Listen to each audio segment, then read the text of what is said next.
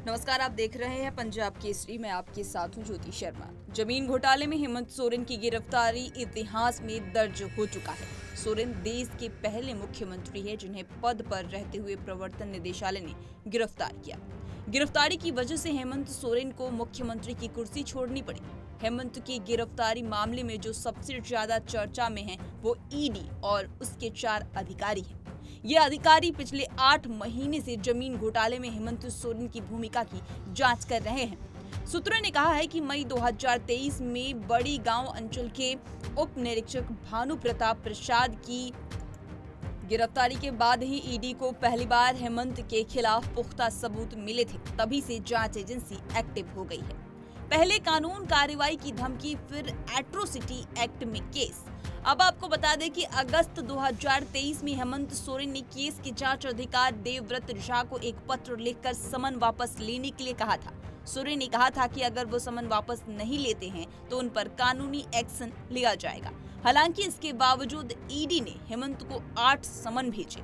अपनी गिरफ्तारी से पहले हेमंत सोरेन ने रांची के SC/ST थाने में इन अधिकारियों के खिलाफ FIR दर्ज भी कराया था। यही FIR के मुताबिक ईडी के कपिल राज, देवव्रत झा, अनुपम कुमार और अमन पटेल समेत अज्ञात अधिकारियों ने बिना बताए उनके दिल्ली निवास पर पहले रेड की और फिर बाद में उन्हें बदनाम करने की नीयत से गलत खबरें फैलाई। अब आपको बता दें कि एट्रोसिटी एक्ट और इसमें होने वाली कार्रवाई क्या है। एट्रोसिटी एक्ट पूरा नाम अनुसूचित जाति जनजाति अत्याचार निवारण अधिनियम 1989 है। इसे SC/ST एक्ट भी कहा जाता है। सामान्य तौर पर एट्रोसिटी का मतलब होता है क्रूरता, जघन्य अथवा दुष्टपूर्ण व्यवहार। 2018 में इस एक्ट में संशोधन हुआ था। उस वक्त जांच अधिकारी को कई तरह की शक्ति दी गई थी।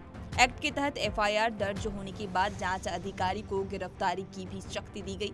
जांच अधिकारी चाहे तो आरोपी को तुरंत गिरफ्तार कर सकते हैं। इसके लिए उन्हें किसी भी प्राधिकरण से मंजूरी लेने की आवश्यकता नहीं है। एट्रोसिटी एक्ट के अलग अलग तरह के अपराध के लिए अलग अलग सजा की व्याख्या की गई है।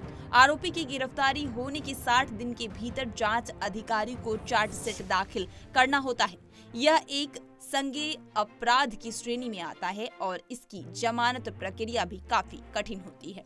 अब आपको बता दें कि वो 4 नामित अधिकारी कौन हैं जिन्होंने मुख्यमंत्री पद पे होने के बावजूद भी उनकी गिरफ्तारी की। पहला, कपिल राज। हेमंत सोरेन ने जो FIR दर्ज के लिए आवेदन दिया था उसमें सबसे पहला नाम ईडी के अधिकारी कपिल राज की है। राज वर्तमान में प्रवर्तन निदेशालय के रांची जोन के प्रमुख हैं। राज की निगरानी में ही झारखंड में अवैध खनन घोटाला, जमीन घोटाला और विधायक नगद घोटाला सहित कई हाई प्रोफाइल मामलों की जांच चल रही है। वहीं आपको बता दें कि 2009 बैच के IRS यानी C&CE अधिकारी राज सितंबर 2023 में ईडी के अतिरिक्त निदेशक बने थे। झारखंड में उनका कार्यकाल दिसंबर 2024 तक है।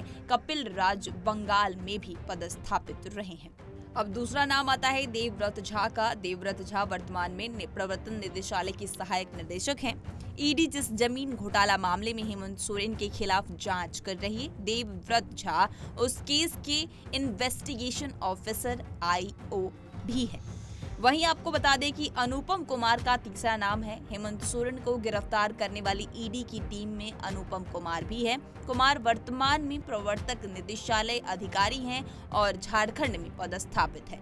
अनुपम के खिलाफ भी हेमंत सोरेन ने SC/ST थाने में शिकायत दर्ज कराई थी। वहीं चौथा नाम अमन पटेल का आता है। अमन पटेल वर्तमान में प्रवर्तन निदेशालय की रांची टीम में कार्यरत है और उनका पद सहायक अधिकारी का है। ईडी में पटेल की गिनती तेज तर्रार और युवा अफसर के रूप में होती है। अब आपको समझना है कि ईडी के रडार पर आखिर हेमंत सोरेन कैसे आए। 2023 में ईडी रांची के आर्मी लैंड घोटाले की जांच कर रही थी। इसी दौरान जांच एजेंसी से बरियातू इलाके के कुछ ग्रामीणों ने 8.42 एकड़ जमीन कब्जाने की आरोप लगाई। ग्रामीणों का कहना था कि हेमंत सोरेन के कहने पर यह जमीन कब्जा किया जा रहा है। जांच एजेंसी ने इसके बाद बड़िया गांव अंचल के उप निरीक्षक भानु प्रताप प्रसाद को गिरफ्तार किया। भानु से पूछताछ में जांच एजेंसी को सीधे तौर पर हेमंत सोरेन और मुख्यमंत्री आवास की संलिप्तता सामने आई। ईडी सूत्रों के मुताबिक लोकेशन ट्रेस में हेमंत सोरेन के विवादित तहत जमीन पर जाने का भी सबूत मिला था। वहीं पूरे मामले में हेमंत सोरेन ने कहा था कि यह जानबूझकर साजिश के तहत किया गया है। हेमंत सोरेन का आरोप है कि ईडी ने फर्जी कागज और सबूत तैयार कर उन्हें गिरफ्तार करने का काम किया है। हेमंत ने ईडी के एक्शन को हाईकोर्ट में चुनौती दी है। खबरों का सिलसिला लगातार जारी है। देखते रहिए पंजाब केसरी। नमस्कार।